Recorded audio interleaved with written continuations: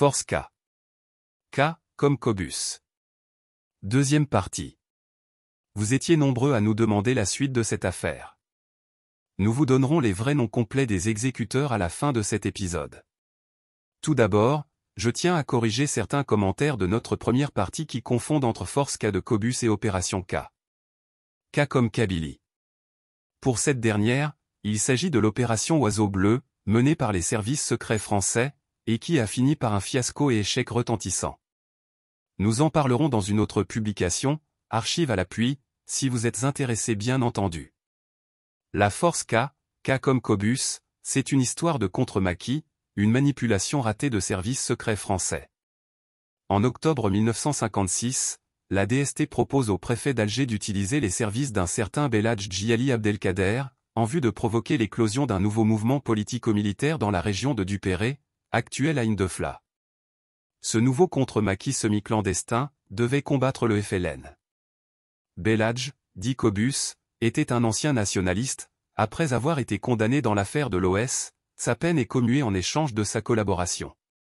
La mise sur pied de l'affaire Cobus reçut l'approbation du ministre résident, l'exécution est confiée à l'officier SAS de Lamartine, El Karimia, le capitaine Conil, tout en assurant la liaison entre les éléments de Beladj et le commandant de la zone ouest algérois. Ainsi la Force K a été créée, sous le contrôle de la DST.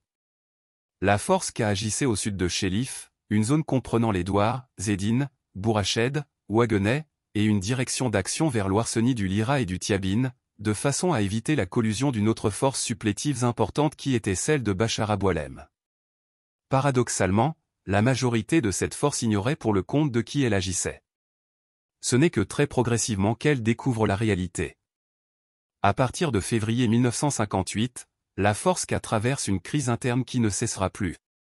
L'incertitude de la situation politique française, en particulier la chute du gouvernement sur les bons offices, les bruits de négociations et enfin l'absence de gouvernement, ont contribué à accroître le malaise. Les partisans Cobus craignaient que la France, sous la pression de l'ONU, n'abandonne l'Algérie et ne traite directement avec le FLN. Placé devant cette crainte, Cobus sentait son autorité lui échapper. Il multiplie ses voyages à Alger pour arracher des promesses au gouvernement général, aussi bien sur le plan politique que sur le plan militaire, et faire rassurer ses collègues que certains ne cessent d'avoir des contacts avec le FLN. La Force K, pour s'étendre, recrutait parmi les nationalistes notoires et les anciens FLN, comme le commandant Hamid, officier FLN capturé en combat. Mis en garde contre l'orientation dangereuse de son recrutement par le sous-préfet de Dupéré, Cobus n'en tenait pas compte. Cobus abandonnait la direction militaire du bataillon à son état-major et s'occupait plus particulièrement de questions politiques avec son commissaire Mohamed Sadek Bouziane. La Force K semble avoir une direction collégiale. Du coup, deux clans s'étaient formés, d'un côté Cobus et Sadek, pro-français, de l'autre les militaires, Majid, Hamid, Rachid et Lagdar. Vous trouverez leur vrai nom à la fin de cette publication. Les événements allaient se précipiter. Voilà Cobus qui est à Alger depuis plusieurs jours, officiellement auprès de son enfant malade, mais aussi afin de prendre des contacts avec le gouvernement au sujet des pourparlers de paix, ne rentra que dans l'après-midi du 28 avril 1958. Pendant son absence, une opération, mise au point, se préparait discrètement par certains membres de son état-major, et qui prenait corps dans la Force K. Au début de Ramadan, vers 22 mars 1958, un comité clandestin avait été formé qui groupait un certain nombre de chefs originaires d'Alger. Ils avaient décidé de prendre les contacts avec le FLN.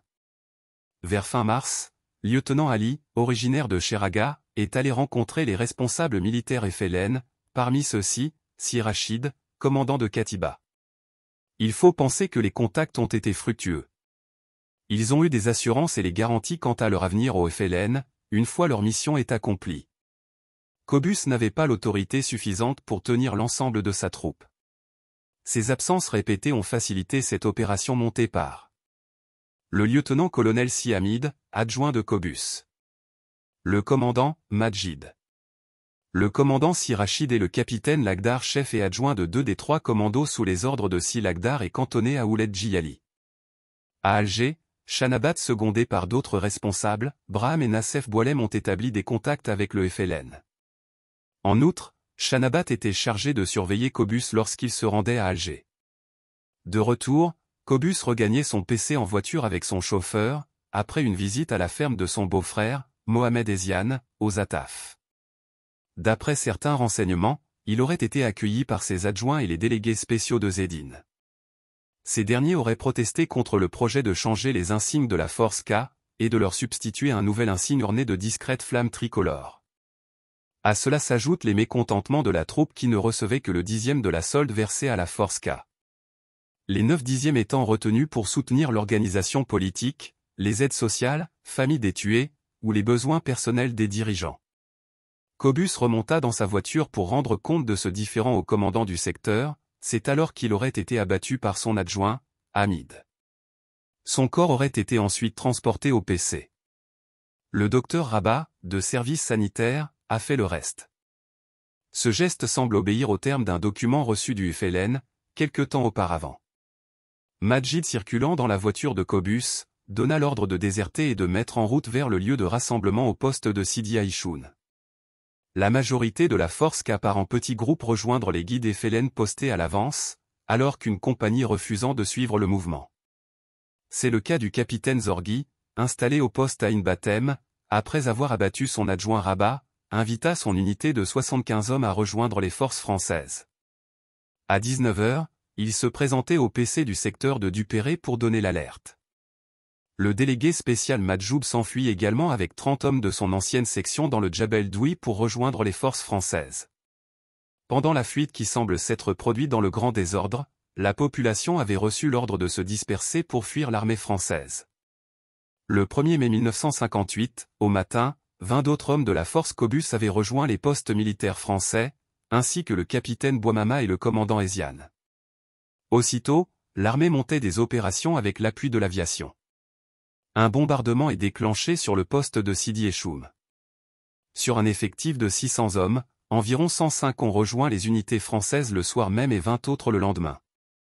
La plupart, 450 hommes, environ, ont déserté. Une opération est déclenchée dans les massifs montagneux au nord-ouest de Tniyet El-Had contre les déserteurs. Le cadavre de Cobus, identifié à ses empreintes digitales, était retrouvé sans tête, un drapeau français fiché dans le tronc. Enfin, voici les noms de ce groupe qui a monté cette opération. Lieutenant-colonel Selam Hamid, dit Majid, de Cheraga. Commandant d'un Taleb Mohamed, dit Hamid, Cheraga. Capitaine Ismail Rachid, dit Rachid, de Larba. Lieutenant Madani Rabat, dit Rabat, Cheraga. Selam Braham, Cheraga. Shanabat Saïd, Ali, de El Biar. Capitaine Semgouni Lagdar, dit Lagdar, Cheraga. Le chapitre Cobus est définitivement clos. Pensez à partager, et n'oubliez pas de vous abonner.